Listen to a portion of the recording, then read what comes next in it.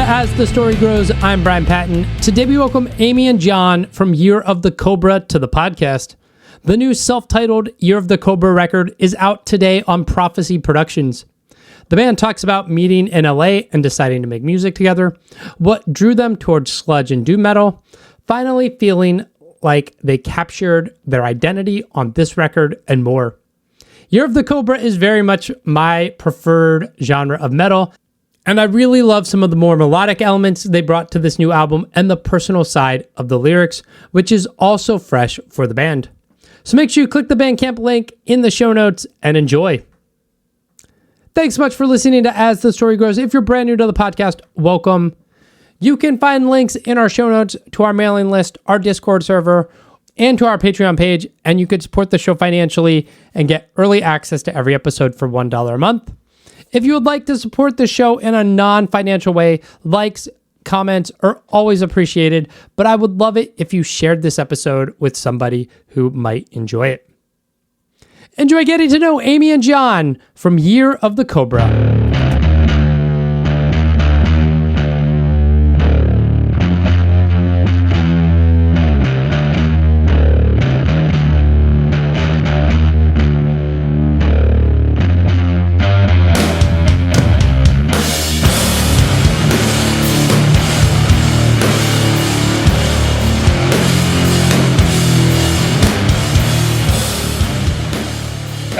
It's super bright and sunny, but it's freezing. Oh yeah. Yeah, it's cold. That's always great when you look outside and you're like, oh, it's gonna be so nice, and you step outside and the weather's just like, fuck you. Man, I literally almost slipped and busted my ass a second ago on the ice. Oh man. Oh no, really? Is there a video? There is, but I pulled it off. Gotta have the video of you nearly slipping with your music playing in the background for TikTok, right? That's how you get the likes, right? That's how you Bambi on make ice. money.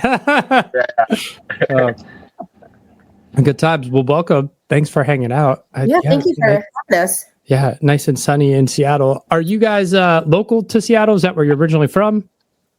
No.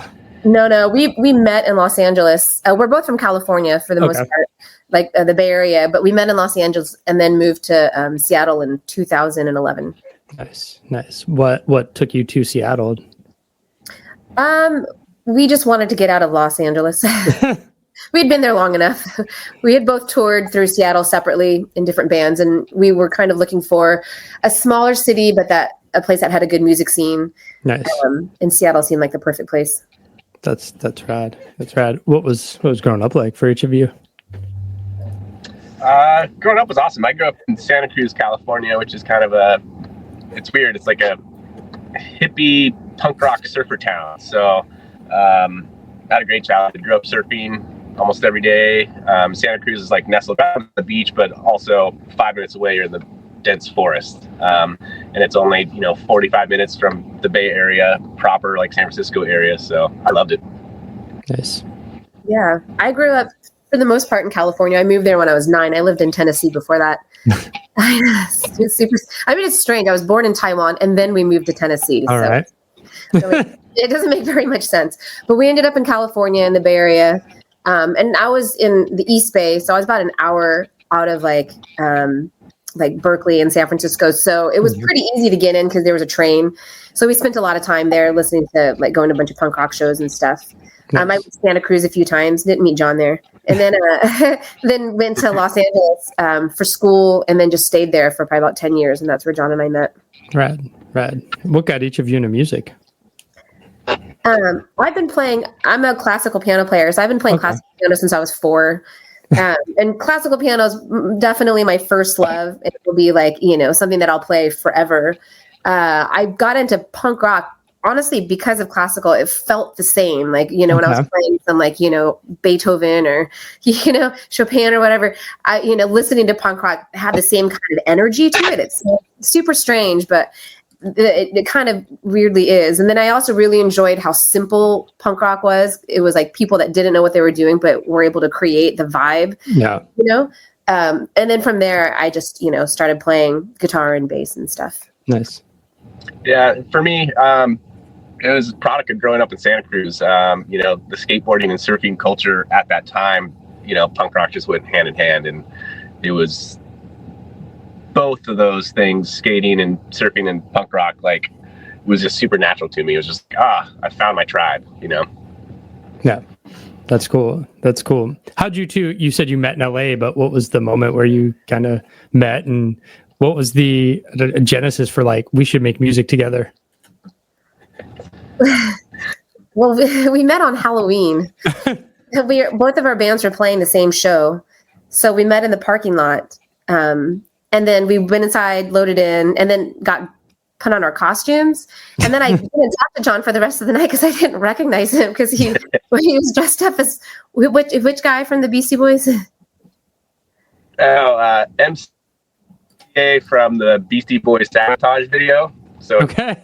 Like, yeah, so he had a wig on and stuff, and I couldn't find him for the rest of the night. And then we played another show like 2 weeks later. We just happened to be on the same bill, and then we started chatting. We didn't really start writing music together until we moved to Seattle because we were in our own bands and doing kind of our own stuff. He filled in for my band because our drummer went to prison for like a year. So we played music together for a short period, but it wasn't until we moved to Seattle and we were like, we don't really know anybody. Let's go maybe just jam together. So, and that's where it started. That's funny. That's awesome. When Year of the Cobra's starting and you're starting this band, obviously it's just the two of you, but at what point do you decide like, okay, this works as a two-piece, just bass and drums? We had every intention of adding a guitar player. But once we started writing and playing together, the challenge of filling up that space without a guitar player became super fun. And, and we obviously click really well together musically. And the thought of adding a third member and like fucking up that chemistry, we're just like, no, let's just keep it how it is. It's easy and it's fun and don't mess with it. Nice. That's cool. Where'd the band name come from? Well, we started the band. We had enough songs that actually played live. So we got our first show and we still didn't have a band name. We had a list of names a mile long. Most of them were already taken, we found out. And it was like 2 weeks before the show. The promoter's like, I need a name to put on the flyer, guys. So Year of the Cobra was on that list, and that's the one that got picked. Nice. Is it just like rock, paper, scissors, or just like that was the least lame at the time?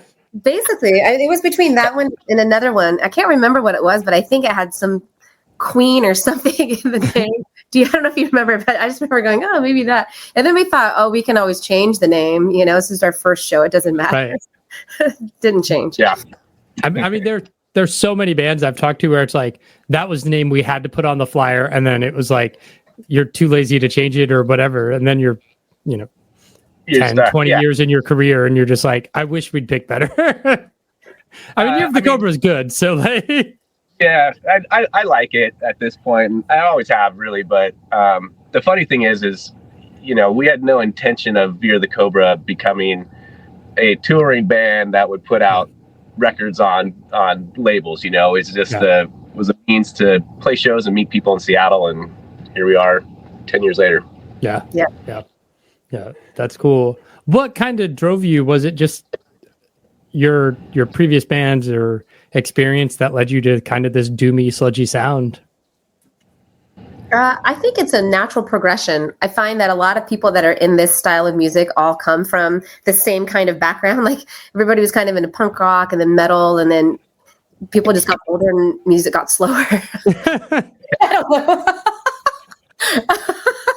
No, but I think also it just comes down to like the stuff that I'll write on the bass is just slower because it's just heavier. Yeah. You can do lots of fast stuff on there, but it doesn't sound quite as good. So it just naturally comes out that way for me. Yeah. Because this is such a bass heavy driven band, are you like always in pursuit of like new pedals to try to fill the sound or do interesting, unique things? Or has that shifted into just like you could do so much digitally on a computer that you can kind of just fuck around with that? No, I'm always thinking about pedals. But the problem I find that there are just too many pedals, and I don't know how to just narrow it down to one. You know what I mean? You spend all this money on a pedal, and then because you can listen to the pedal by itself, but you don't know what it's going to sound like when you actually put it in your pedal board through the two rigs. You know, sometimes they work, sometimes they don't work. So it almost becomes a little overwhelming. The times that I really find that I discover the majority of my pedals is when we record. Yeah. Because the engineer will come in and be like, "Oh, I've got this. Let's try this," and then we can actually really listen to it. And then I'll go, okay, now I need to go buy that pedal, and I put it in. And sometimes they work with our live sound. Sometimes they don't work, but that's really how I've discovered the majority of it. Yeah, I presently have 5 fuzz pedals on my board. I only ever use the big muff, but there are 5 on the board just in case I want something different. You never know. Like one of them might work, but it's always going to be the muffs.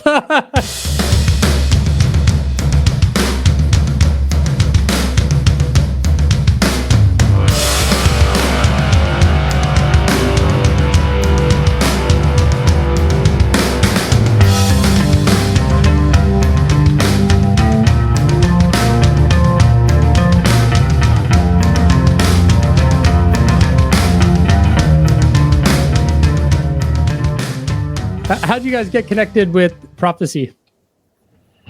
Martin saw us at Psycho Las Vegas Fest in 2017, I believe. All right. He was looking to expand his label. They were only in Europe at that point, and he had just kind of opened up an office in California and wanted to expand the label to the U.S. So he went to Psycho, and kind of a cool story.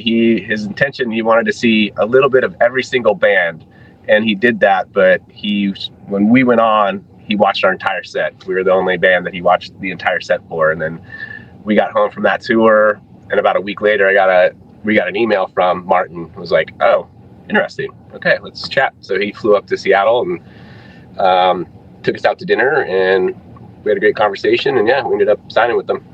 Nice. Ash and Dust came out November of 2019.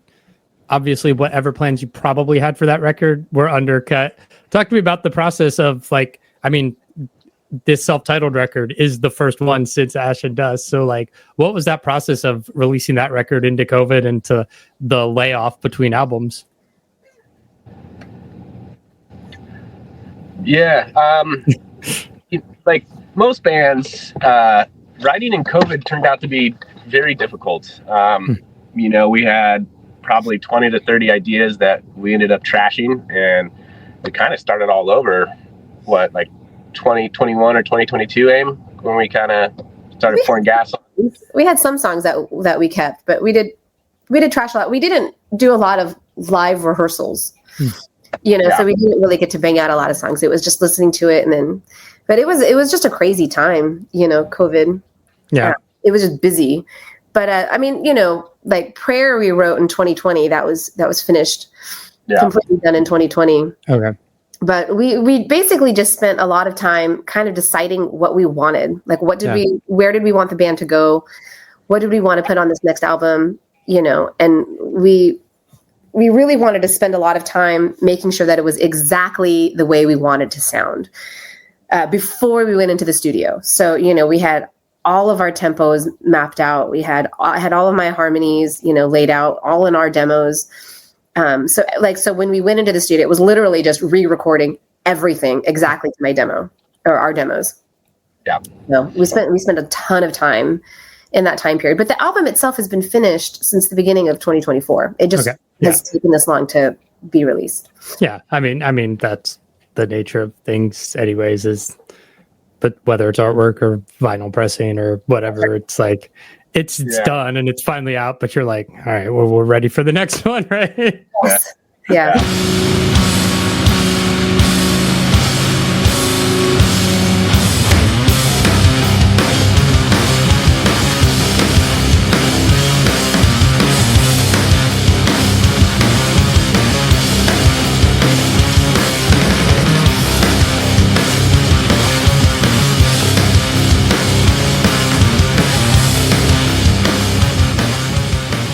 The new album self-titled, what led to that decision?